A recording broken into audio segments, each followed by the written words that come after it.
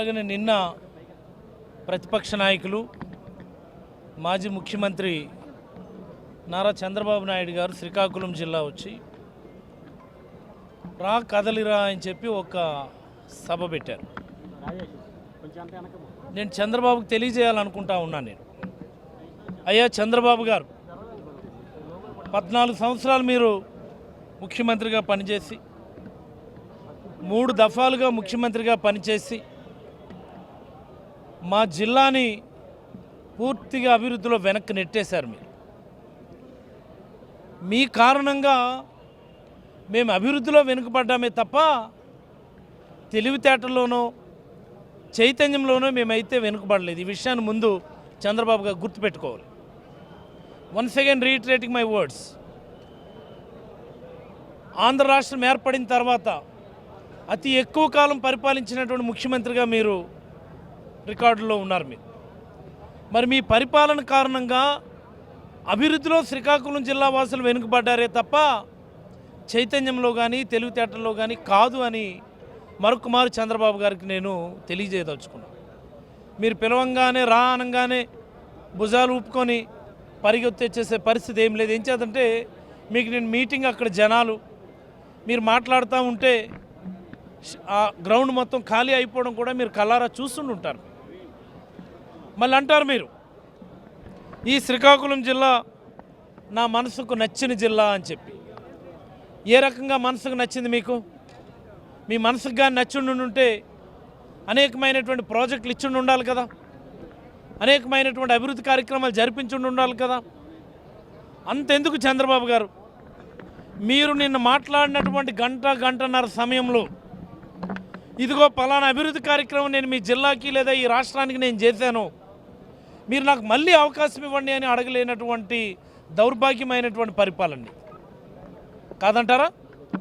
మీరు మాట్లాడినటువంటి గంటన్నర సమయం మీరు ఒకసారి గుర్తు చేసుకోండి. మీరు ఇదిగో పలానా అభివృద్ధి కార్యక్రమం నేను మొదలుపెట్టాను, పలానా అభివృద్ధి కార్యక్రమాన్ని నేను పూర్తి చేశాను, ఇదిగో ఉత్తరాంధ్రకి నేను ఇది చేశానని చెప్పి బలంగా మీరు చెప్పుకోలేనటువంటి పరిస్థితుల్లో అశాంతం కూడా జగన్మోహన్ రెడ్డి గారి మీద బురద జల్లడమే, అశాంతం కూడా జగన్మోహన్ రెడ్డి గారిని తిట్టడమే పనిగా మీరేమో సుపరిపాలన గురించి మాట్లాడేస్తారా?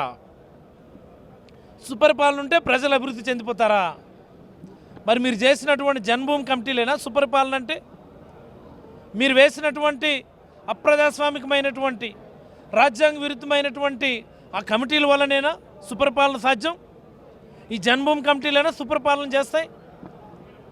2019 ఎన్నికల్లో మీరు ఓడిపోవడానికి ప్రధానమైనటువంటి కారణం, మీ పాడి మోయడానికి ప్రధానమైనటువంటి కారణం ఆ జన్మభూమి కమిటీలు. మీరు కూడా వచ్చి ఈరోజు సుపరిపాలన గురించి మాట్లాడేస్తూ ఉన్నారు. ఎలాగా సుపరిపాలన అంటే? ఈరోజు జగన్మోహన్ రెడ్డి గారు తీసుకొచ్చినటువంటి గ్రామ వార్డు సచివాలయాలకు అనుసంధానంగా వచ్చినటువంటి వాలంటీర్ వ్యవస్థ, పార్టీలకు అతీతంగా రాజకీయాలకు అతీతంగా వర్గాలకు అతీతంగా శాచ్యురేషన్ మోడ్లో మేము ఇస్తున్నటువంటి పరిపాలన ఈరోజు సుపరిపాలన. ఈ సుపరిపాలన వలనే ఈ రాష్ట్రంలో పేదరికం గణనీయంగా తగ్గింది. గతంలో సుమారుగా 11.5% ఉన్నటువంటి బిలో పవర్టీ లైన్లో ఉన్నటువంటి పాపులేషన్ ఈరోజు లెస్ దాన్ 5%కి వచ్చింది. దేశంలో ఎవరికైనా సాధ్యపడిందా? దేశంలో ఉన్నటువంటి యావరేజ్ 11% కంటే బ్రహ్మాండంగా రిడక్షన్ జరిగింది కదా ఈ 5 ఏళ్ల కాలంలో. ఏది నీ 5 ఏళ్ల కాలంలో ఫిగర్స్ నువ్వు చెప్పు. నువ్వే ఒక పుస్తకం రిలీజ్ చేసావు 2018లో, పెర్ఫార్మెన్స్ అప్రైజల్ అని చెప్పి రిలీజ్ చేసావా లేదా? మర్చిపోయావా? మేమేమైనా మర్చిపోయినామా? మీరు రిలీజ్ చేసినటువంటి పెర్ఫార్మెన్స్ అప్రైజల్ ఇండెక్స్ బుక్లోనే అన్ని ఇండెక్స్లో కూడా శ్రీకాకుళం జిల్లా వెనుకబడి ఉన్నది. 13వ స్థానం 12వ స్థానానికి శ్రీకాకుళం విజయనగరం జిల్లాలు పోటీ పడుతున్నాయి. మీరు రిలీజ్ చేసినటువంటి బుక్లో ఉన్నటువంటి డేటా. నేనేమి అబద్ధం చెప్పడం లేదు. మీరు ఇప్పుడు వచ్చి శ్రీకాకుళం జిల్లాను అభివృద్ధి చేస్తాను, శ్రీకాకుళం జిల్లా వాసులను అభివృద్ధి చేస్తాను, మత్స్యకారులను అభివృద్ధి చేస్తాను, ఏమిటి డ్రామాలు? నాకు అర్థం కాదు. చెత్త మీద పన్ను తీసేస్తావా? నీకంటే దౌర్భాగ్యుడు ఎవడన్నా ఉన్నాడా? చెత్త మీద పన్ను తీసేయాలంటే ముందు నిన్ను తీసేయాలి ఈ రాష్ట్రం నుంచి. ఈ రాష్ట్రంలో ఉన్నటువంటి అతిపెద్ద చెత్తే నారా చంద్రబాబు నాయుడు. చెత్త పని ఏమని చెప్పింది ఎవడు? ఆ టైంలో నరేంద్ర మోడీ గారు 14-19 నుంచి ప్రధానమంత్రిగా ఉన్నప్పుడు స్వచ్ఛ భారత్ అన్నటువంటి కార్యక్రమాన్ని తీసుకొచ్చినప్పుడు నువ్వేదో పెద్ద గొప్పగా స్వచ్ఛ భారత్ మీద సెస్ వేయండి, స్వచ్ఛ భారత్ సెస్ అని గ్రామాల్లో వేయండి, చెత్త మీద పన్ను విధించండి అని చెప్పి లెటర్ రాసింది ఎవడు? మేము మర్చిపోయినా? మేము చెత్త మీద పన్ను విధించండి అని చెప్పి ప్రధానమంత్రి గారికి లెటర్ రాసినటువంటి దౌర్భాగ్య ముఖ్యమంత్రి ఎవడు? నువ్వే. ఈరోజు వచ్చి చెత్త మీద పన్ను వేసిన ముఖ్యమంత్రి జగన్మోహన్ రెడ్డి గారు అని మాట్లాడతావా? అంటే మాకు ఇది తెలీదా? రికార్డ్ సైట్ లేవా? సోషల్ మీడియా లేదా? ఉన్నదంతా ఓన్లీ నీ ఈనాడు, నీ ఆంధ్రజ్యోతి, నీ TV5 అనుకుంటున్నావా? ఈరోజు వచ్చి నువ్వు చెత్త మీద పన్ను తీసేస్తానని చెప్తావా? ఈ రాష్ట్రంలో ఉన్నటువంటి అతిపెద్ద చెత్త కార్యక్రమం చంద్రబాబు నాయుడు. నిన్ను తీస్తే తప్ప ఈ రాష్ట్రం అయితే బాగుపడదని నేనైతే అభిప్రాయపడతా ఉన్నాను నేను. మరి అలాగే చాలా ముఖ్యమైన మాట కూడా నేను చంద్రబాబు నాయుడు గారు చెప్పారు, యువత ఉద్యోగాల గురించి.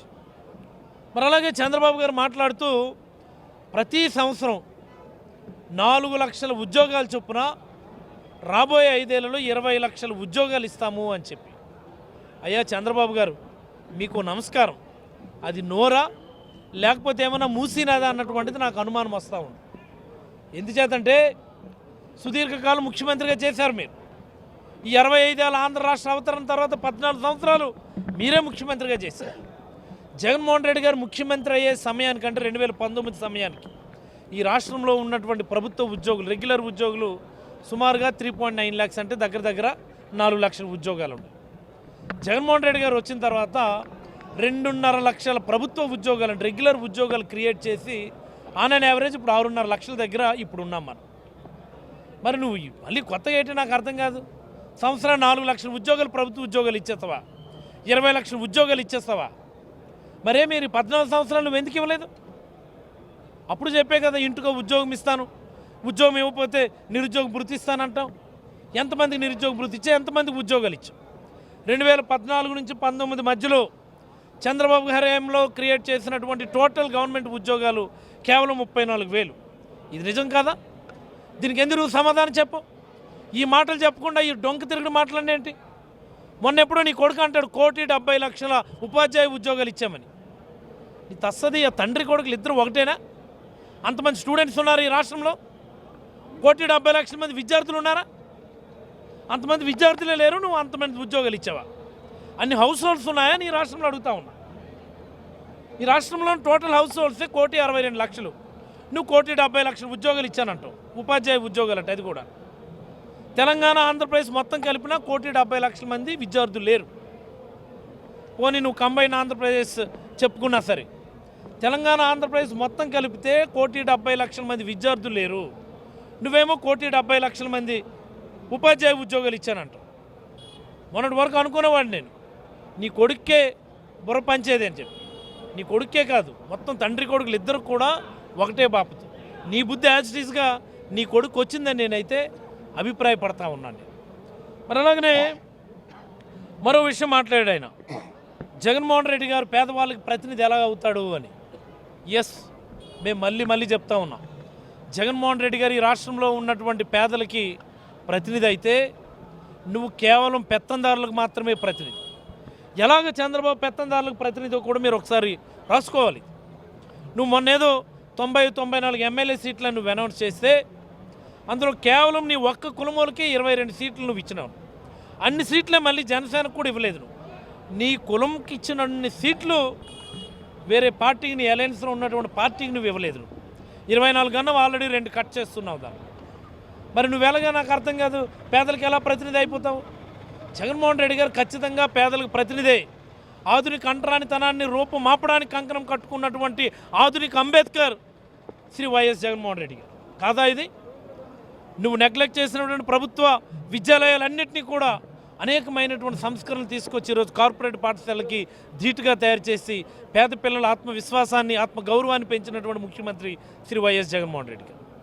నువ్వు మర్చిపోయినటువంటి ప్రభుత్వ వైద్యాలయాల్ని నాడు నేడు కింద అనేకమైనటువంటి సంస్కరణలు తీసుకొచ్చి వాటిని సంపూర్ణంగా మళ్ళీ పేదలకు అంకితం చేసినటువంటి ముఖ్యమంత్రి శ్రీ వైఎస్ జగన్మోహన్ రెడ్డి గారు.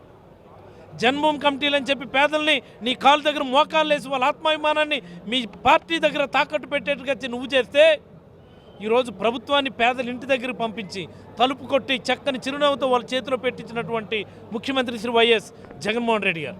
ఇప్పుడు చెప్పి ఎవరు పేదలకు ప్రతినిధి, ఎవడు పెత్తందారులకు ప్రతినిధి? చంద్రబాబు గారు, మీరు నోరుంది కదా, మీకు మీడియా ఉంది కదా, మీరు ఏది మాట్లాడితే అదే పబ్లిష్ చేయడానికి ఈనాడు ఉందనో ఆంధ్రజ్యోతి ఉందనో TV5 అనో అబద్ధాలు మాట్లాడితే ఈ రాష్ట్ర ప్రజలు ఎవరు కూడా గ్రహించలేనటువంటి పరిస్థితిలో ఉన్నారనుకుంటున్నారేమో. నీ ఎల్లో మీడియా కంటే బలంగా ఈరోజు యువకులు సోషల్ మీడియా పనిచేస్తూ ఉంది. వాస్తవాలు వాళ్ళందరూ కూడా చెప్పగలుగుతూ ఉన్నారు వాళ్ళు. మరి అలాగే జగన్ గారేమో ఉత్తరాంధ్ర ద్రోహి అన్న. నీ తస్సది అని 14 సంవత్సరాల కాలంలో ఎవడైనా సరే చర్చకు వచ్చినా నేను సిద్ధంగా ఉన్నాను. పోనీ నువ్వు పెట్టే మీటింగ్ దగ్గరకు వచ్చి మాట్లాడమన్నా నేను మాట్లాడతాను.